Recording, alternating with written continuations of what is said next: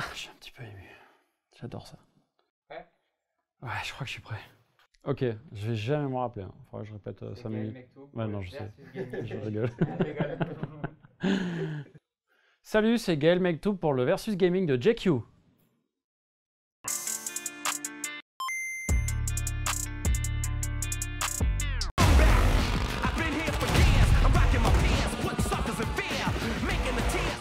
Pour moi, Warzone, c'est le confinement en fait.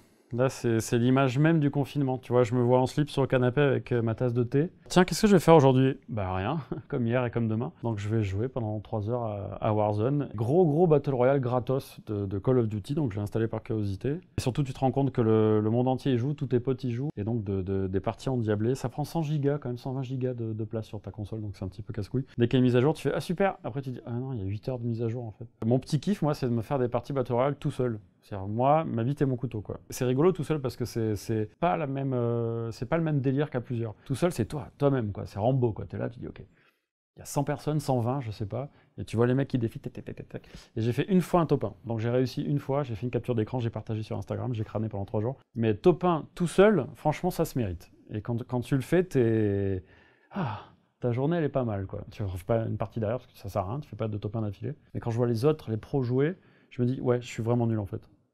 Comme Griezmann, par exemple, qui est très fort à Warzone.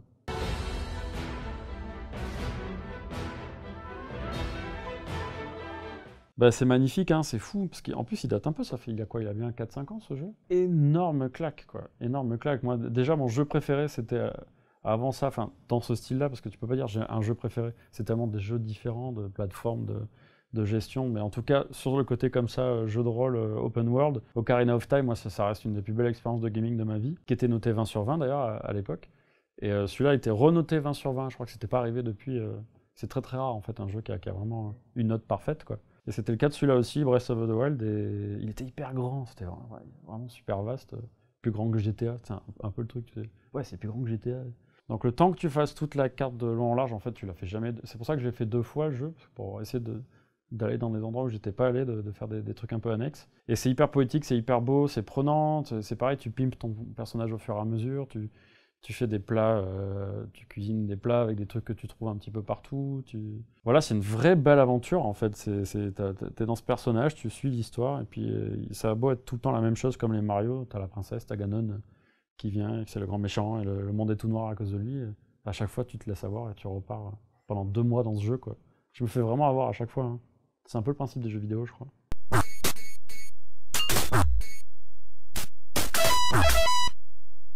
Speedball 2, on y vient. J'y joue encore, régulièrement, et je dois avouer que j'ai un petit niveau. Je pense que s'il lance une compétition e-sport de Speedball 2, je pense que je vais m'inscrire direct. Speedball 2, c'est un peu l'adaptation pas autorisée du film Rollerball. Voilà, c'est une espèce de handball, football américain, chelou, violent, avec des armures en fer, où tu peux taper tout le monde. Les gens finissent en sang, ils se font évacuer par des robots. Et le but, c'est comme du handball, c'est de mettre la balle qui est en fer, qui peut devenir en fusion d'ailleurs, et marquer des points. C'est aussi basique que ça, mais il y a un côté intéressant dans Speedball 2. Tu peux acheter des joueurs au fur et à mesure tu fais un championnat.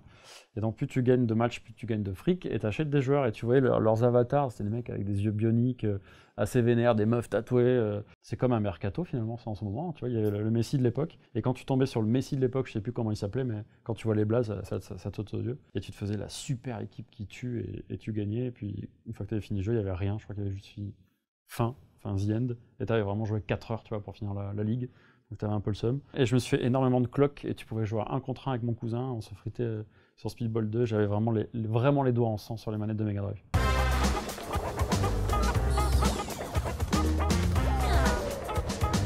Alors, Overcooked, parce qu'il faut savoir que maintenant ma consommation de jeux vidéo est très partagée avec ma chérie, mon amour que j'aime. Au début, je jouais, je n'osais pas trop jouer devant elle et tout. Je sais pas si elle est très console. Machin. Et puis j'ai quand même grillé que c'était une grosse geek aussi, qu'elle avait passé des heures devant des jeux, quoi.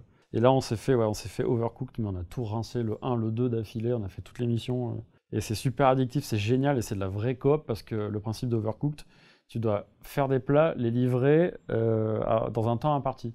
Tu dois faire 20 plats et les livrer. Et c'est génial, parce que tu en as un qui coupe les saucisses, l'autre qui va chercher l'eau, qui te ramène les plats, les assiettes, et c'est comme un restaurant, comme si tu gérais un fast-food, quoi. Et c'est hyper addictif, hyper stressant, ça peut être source de bagarre dans un couple, attention. Mais c'est vraiment, vraiment super bien fait, et j'ai hâte qu'il y ait une suite qui sort. Et on s'est testé même en ligne, donc nous deux contre le reste du monde, et on était plutôt pas mal. Parce qu'on était très calibré.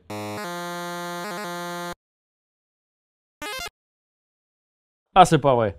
Donc on va encore plus loin là, c'est Pitfall sur Atari 2600, c'est considéré comme le ou l'un des premiers jeux de plateforme de l'histoire des jeux vidéo. C'est-à-dire un petit bonhomme qui avance, et qui saute, et qui fait ses bails. Très très très pixelisé, mais vraiment addictif déjà à l'époque. J'avais l'Atari 2600, je sais plus où on l'avait trouvé. Il était branché sur notre vieille télé, je jouais à ça, je jouais à Space Invaders évidemment. Ce jeu-là et tous les jeux Atari, c'est vraiment mon premier souvenir de gaming.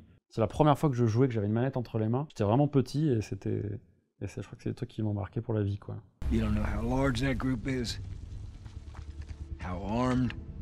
I don't care. C'est rigolo parce que j'ai vu une vidéo il y a 2-3 jours d'une des comédiennes du jeu qui se découvre dans le jeu en live sur Twitch. Et elle se voit comme ça. Oh, tu vois, parce qu'elle avait vu des photos, des extraits, mais pas se voir jouer dans le jeu, quoi. Et The Last of Us, c'est ça en fait. Il y a tout qui est maîtrisé de A à Z, le jeu des comédiens, la musique, les cinématiques, le gameplay, l'histoire, la progression. Et dès que t'en parles avec des gens en plus, là cet été je faisais une fête avec des amis, je parle de Last of Us et t'as vraiment quelqu'un au bout de la table qui fait « Je viens de le finir ». C'est quasi la perfection en fait, c'est comme un Zelda. Hein. Après c'est sombre, hein, c'est hyper violent, c'est hyper dur. Mais voilà, c'est moderne aussi dans le traitement, il y a des personnages qui sont pas genrés, il y a l'héroïne qui est lesbienne et ça fait du bien en fait, parce que c'est vraiment moderne, c'est dans l'air du temps, voilà, incroyable, que dire, perfection. Bonsoir.